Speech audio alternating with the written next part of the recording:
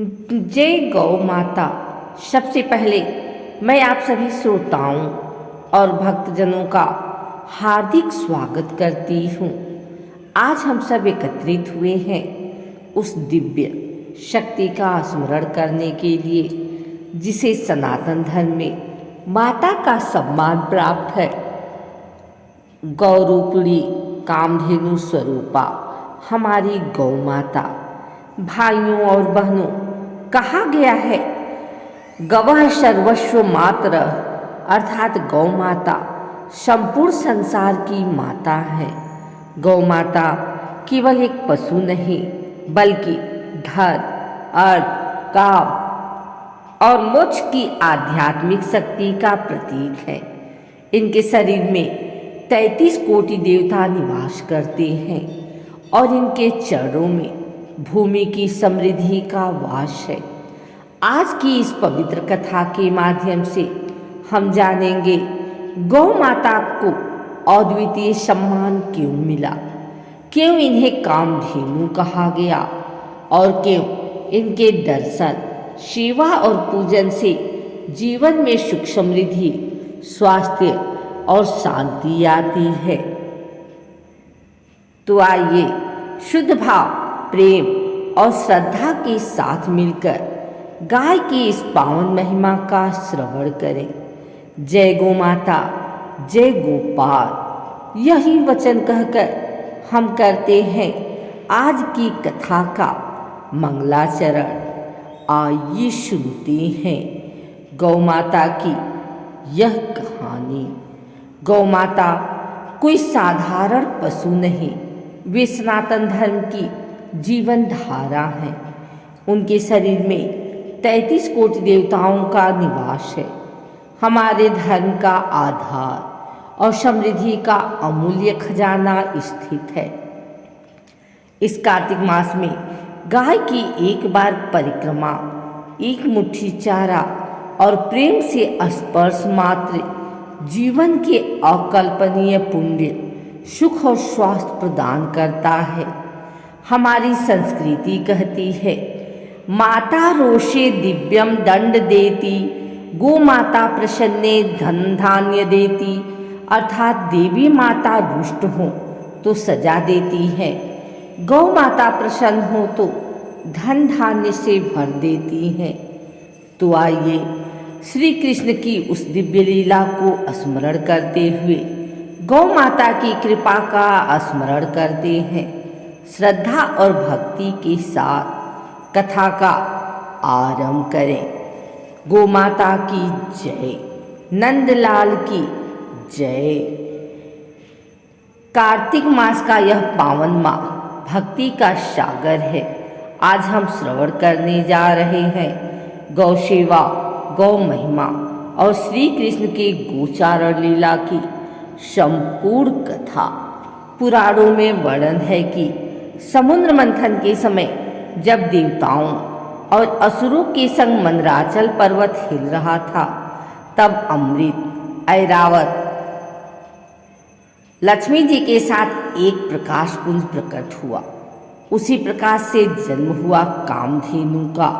कामधेनु वह गाय जो मनोवांछित फल प्रदान करने वाली है, जिसके शरीर में 33 कोटि देवता वास करते हैं। अग्निदेव ने कहा, जहाँ गौ का वास है वहीं धर्म का वास है।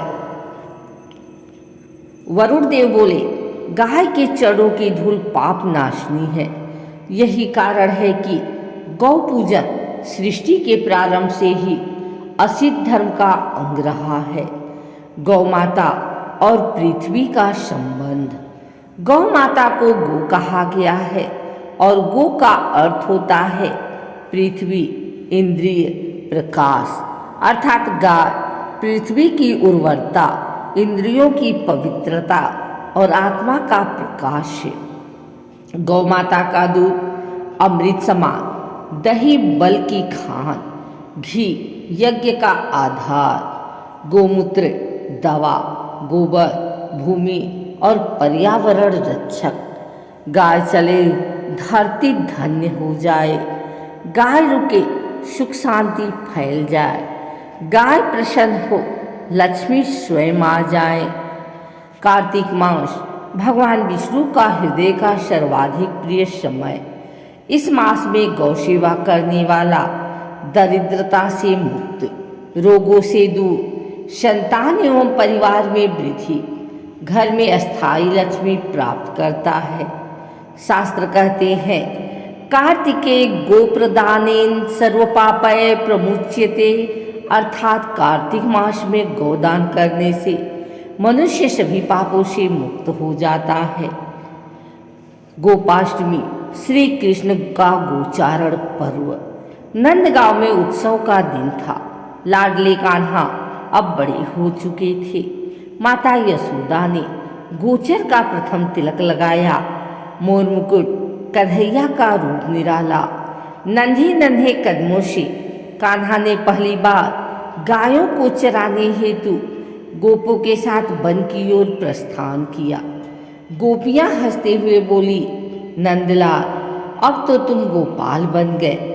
गौ माता ने प्रेम से रंभाया। कान्हा ने प्यार से पुकारा, चलो मेरी गौ माता, मैं तुम्हारे चरणों का रक्षक हूँ। और तभी से श्री कृष्ण कहलाए गोपाल, गोविंद, गोपेश्वर। एक दिन वन में आग भड़क उठी। सभी पशु पक्षी भयभीत थे। तभी गौ माता श्री कृष्ण की ओर भागी। भगवान बोले, जब मैंने तुम्हें बचाने का वचन दिया तो चाहे प्रकृति भी रूठ जाए, मैं साथ नहीं छोड़ूंगा। कृष्ण ने अपने मुख कमल से सारी अग्नि को पान कर प्राणी मात्र को बचा लिया। यही गोपाष्टमी का उपदेश है। जो गौ की रक्षा करे उनकी रक्षा श्रीहरि स्वयं करते हैं। श्री कृष्ण ने सिखाया, गाय को मारने वाला धर्म से दूर, गाय को पालने वाला परम धर्मी। उन्होंने कहा, गौ माता की सेवा कृष्ण का साक्षात सानिध्य। गाय की सेवा कोई व्यापार नहीं, यह भक्ति है, संस्कृति है, सनातन की पहचान है। जहाँ गाय बचेगी वही मानवता फलेगी। भाइयों और बहनों, आज हमें फिर वही संकल्प लेना है। गाय भूखी न सोए, गौ आश्रय की व्यवस्था, प्लास्टिक व कचरा गाय से दूर, वृद्ध व असहाय गायों की सेवा। जो गाय को बचाए उसके जीवन में ईश्वर बसता है। अब आप सभी हाथ जोड़कर भावपूर्वक बोलें, गौ माता की जय, गोविंद गोपाल भगवान की जय। हे गौ माता, हमारी भूलों को क्षमा करें, हमारी सेवा को स्वीकार करें, हमारे घरों में सुख शांति और समृद्धि बरसाएं। हे नंदलाल, जैसे आपने वन में गायों की रक्षा की, वैसे हमारे परिवार, समाज और देश की रक्षा करें। हम सभी यह संकल्प ले, गौ सेवा मेरा धर्म, गौ रक्षा मेरी जिम्मेदारी। जय गौ माता, जय गोपाल।